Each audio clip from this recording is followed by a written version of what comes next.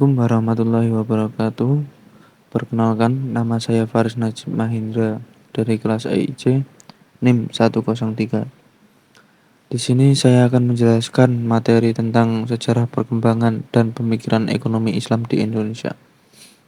Langsung saja masuk pada materinya. Yang pertama yaitu awal masuknya Islam ke Indonesia. Islam pertama kali masuk ke wilayah Indonesia pada abad ke-7 Masehi melalui para pedagang Arab. Sejarah menunjukkan bahwa hubungan dagang antara Arab dan wilayah Nusantara telah berlangsung sejak abad ke-4 Masehi. Adapun beberapa tempat atau wilayah yang pertama dimasuki, yang pertama yaitu ada Sumatera, Jawa, dan Kalimantan. Penyebaran Islam di Indonesia dilakukan oleh para pedagang, para ulama, dan sufi melalui kata-kata tetapi juga melalui contoh hidup mereka yang islami. Proses penyebaran Islam ini umumnya berlangsung melalui jalur perdagangan, perkawinan, dan hubungan sosial antar masyarakat. Materi yang kedua yaitu perkembangan pemikiran ekonomi Islam di Indonesia. Perkembangan pemikiran ekonomi Islam di Indonesia telah mengalami transformasi panjang waktu, mencerminkan perubahan dalam konteks sosial, politik, dan ekonomi di negara ini. Beberapa fase penting dalam perkembangan ekonomi Islam di Indonesia melibatkan berbagai tokoh, organisasi, dan kebijakan.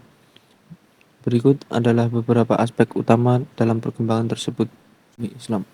Pemikiran ekonomi Islam masuk ke Indonesia bersamaan dengan penyebaran Islam di wilayah Indonesia.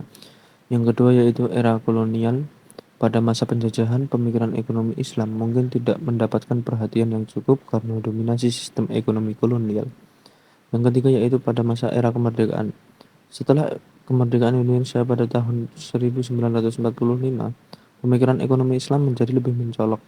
Yang keempat, pada masa era Orde Baru.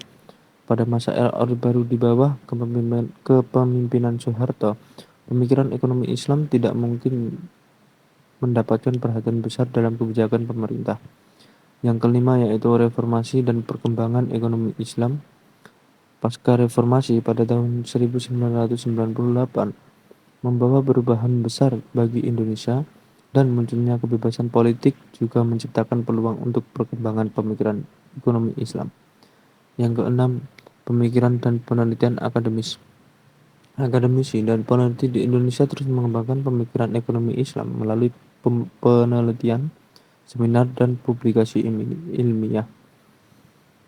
Yang ketujuh yaitu keuangan syariah. Pengembangan sektor keuangan syariah, termasuk perbankan syariah dan asuransi syariah, menjadi salah satu tonggak perkembangan ekonomi Islam di Indonesia. Meskipun pemikiran ekonomi Islam semakin berkembang di Indonesia, masih ada sejumlah tantangan, termasuk masalah implementasi prinsip-prinsip ekonomi Islam dan praktiknya. Dengan demikian, terus ada kebutuhan untuk meneliti lebih lanjut, edukasi dan kerjasama antara sektor publik dan swasta untuk memperkuat fondasi ekonomi Islam di Indonesia. Sekian materi dari saya, kurang lebihnya mohon maaf. Assalamualaikum warahmatullahi wabarakatuh.